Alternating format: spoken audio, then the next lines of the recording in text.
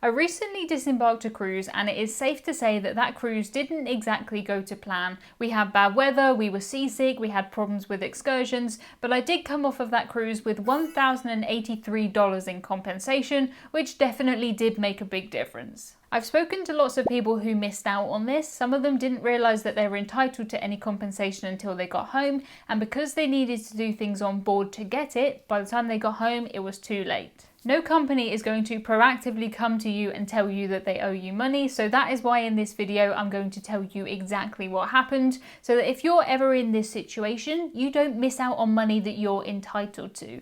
That is what this channel is all about. We're about cruising on a budget so that you can travel further and experience more. If that sounds like something you're interested in, just check that you're subscribed. I've been on many cruises in the past where we've missed ports due to bad weather. The way that it happened on this cruise though was different from any other cruise that I've been on. Normally the cruise line will tell you a few hours, possibly even a few days in advance, that they are thinking that they may not get into the cruise port. We had no idea about that. After 3 rocky days at sea, we approached Madeira, which was supposed to be our first port stop. Our cruise ship came right up against the dock before the captain decided it would be too unsafe to try and dock. At that point, he turned the ship around and we headed straight back out to sea. We'd already been at sea for 3 days by this point, and we had pretty rough weather. A few people who I was cruising with were feeling quite seasick, so we were really looking forward to getting our feet back on dry land. I was still in bed at the time that the captain made the announcement. He made an announcement into all the cabins on the ship. My initial thought was, oh, here we go again.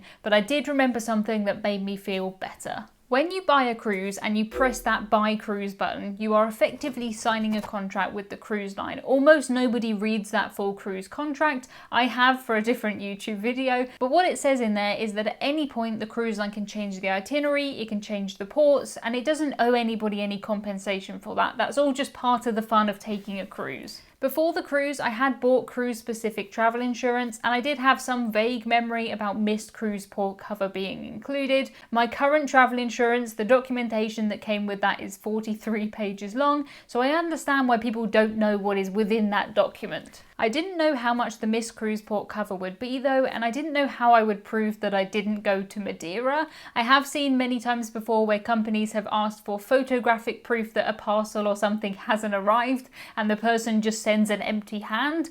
I didn't imagine that I could send a picture of myself not in Madeira as evidence that the cruise ship didn't dock there.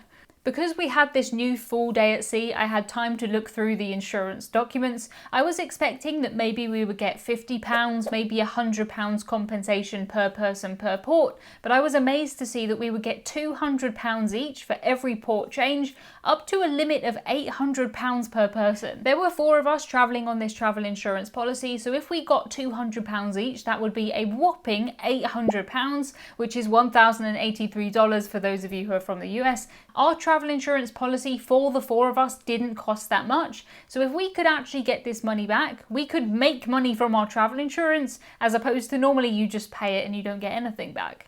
If you have travel insurance with a good company, they should send you a table like this, which makes it easy to see what is included in each tier. If you do need any help finding a travel insurance policy, I have a step-by-step guide on my website, both for people who have no medical conditions and pre-existing medical conditions. It's all in this guide. I had bought an internet package during this cruise, so I straight away emailed my travel insurance provider and asked them what they needed. Their reply was pretty standard, it was pretty vague. They said that I needed to submit a claim and that I needed supporting documentation from the cruise line.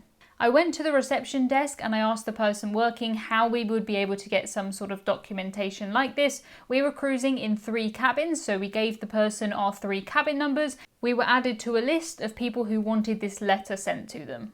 The cruise line didn't provide this evidence letter as standard. If you hadn't asked for it, you weren't going to get it. I have a feeling that if the cruise line did send out this letter as standard to everybody, probably more people would remember to make the claim, but you did have to go and you did have to request it. I'm so glad that I looked into this when I was on the cruise. I would have been very cross with myself if I got home and I realised that I had to do it on board. Your Britishism of the week is the word cross. You can be cross with yourself, you can be cross with somebody else. My cat Hudson was scratching the curtains recently and I was pretty cross with him about that. Being cross is kind of a lesser version of being angry. If you didn't do your homework, maybe your teacher would be cross with you. If you snuck out the house, your parents might be cross with you. It's not angry, but you're still annoyed by it. Cross. When the letter came, it said, "Further to your recent request, please find the following information to assist you with your travel insurance company." The letter showed our names, our cabin number, the dates, and the original itinerary and the change. Looking at my travel insurance, I saw that I could also get compensation if I was confined to my cabin for a medical reason. You do need some sort of evidence, you do need proof from the cruise line that you were actually confined to your cabin. You can't just say, "Oh, I had a headache, I didn't feel well, I didn't go out that day," and claim the compensation. You will need a letter from the medical centre. Be aware though that it can cost quite a lot of money to talk to the medical centre, to have a consultation there, and if the cost of a consultation is going to be more than the compensation that you would have got for staying in your room, that may not make sense. You can also get compensation if you miss any excursions and you've spent money on excursions that you can't use. It's obviously not ideal to go on a cruise and miss ports and miss excursions, but that does happen. It does happen quite a lot, so you may as well have this money back. It took just over a month for the claim for the 4 of us to be accepted. The other 2 people who I was on the cruise with, their claim hasn't been accepted yet, but I'm pretty sure that whenever the future version of themselves gets money, they're going to be glad that the past versions of them were organised. Everybody in the future will be happy to accept money, right?